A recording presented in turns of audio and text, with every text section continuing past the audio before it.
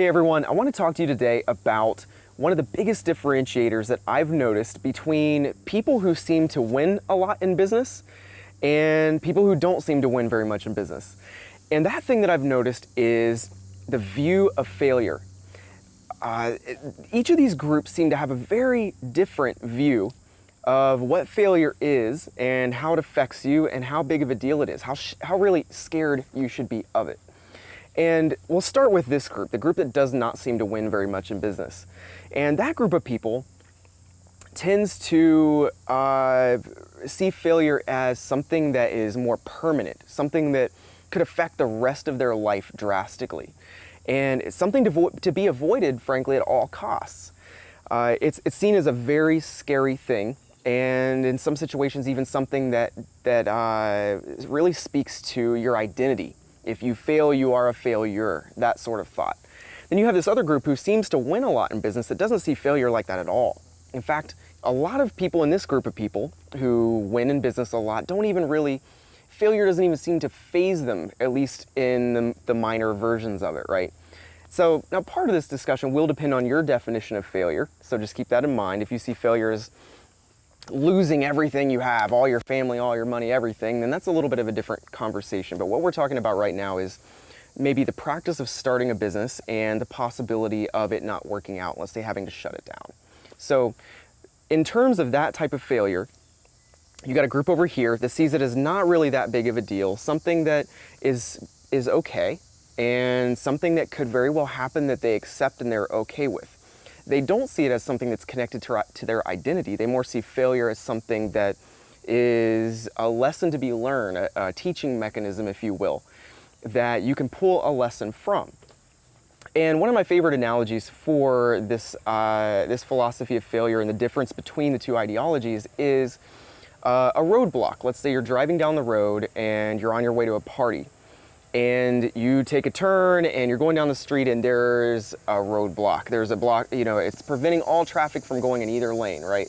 Well, what a lot of people do is they go, ugh, I knew this would happen. Man, I can't believe that I'm a failure. And they turn around and they go home from the party and they let it affect them for years and years and years. This is a little bit of an extreme example, but it's real. This happens. And that's this group of people. This group of people, the group of people that tends to win a lot, they turn onto that road and they come up to the roadblock and they don't see a roadblock at all. What they see is a hurdle. They look remarkably similar, right? And so what happens is this group of people who seems to win a lot, when they see that hurdle, that roadblock, they don't see it as something that's telling them to go home, something that says that they did a bad job picking the route to go to this party or whatever else that affects your identity or whatever else. It's just not that big of a deal to this group of people. So they're jumping over the hurdle. They're going around it something, but they're going to get to that party and they see this hurdle as just a normal part of the process. They know that things are not going to go perfectly. They know that not everything's going to happen according to plan. So to the group of people who tends to win a lot in business, as I've gotten to know a lot of these people over the years, they expect failure to happen. They expect some of their plans to not work out. They expect some of the things, the projects they work on to flop. In some cases, they even expect some of their business ideas, some of their ventures they launch to not work out. And so what happens is they enter into whatever it is they're doing with that philosophy, and when you do that, it keeps the failures from becoming that big of a deal. So when failure is a big deal to you, what it does is it prevents you in many situations from even starting in the first place, which is a pretty darn good way to guarantee failure. If you don't even start, if you don't even try, your chances of failure are 100%. So the fact of the matter is, if there's something big that you want to do, you need to go into it with a mindset that failure is an unavoidable part of the process. It's going to happen. And you're not going to see it as, let's say, a stumbling block that's going to knock you down and make you go home and say a lot about your ability to run and jump. You're going to see it as a stepping stone that is a normal part of this process. And yes, ideally there would be a bridge across the river, but stepping stones work too.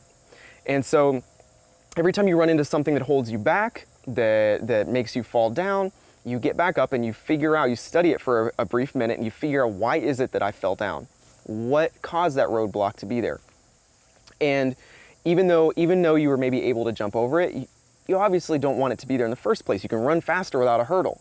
And that's ideal, but at the end of the day, you're going to have hurdles. So every time you run into one, study it, figure out what happens so that you can have fewer of them in the future.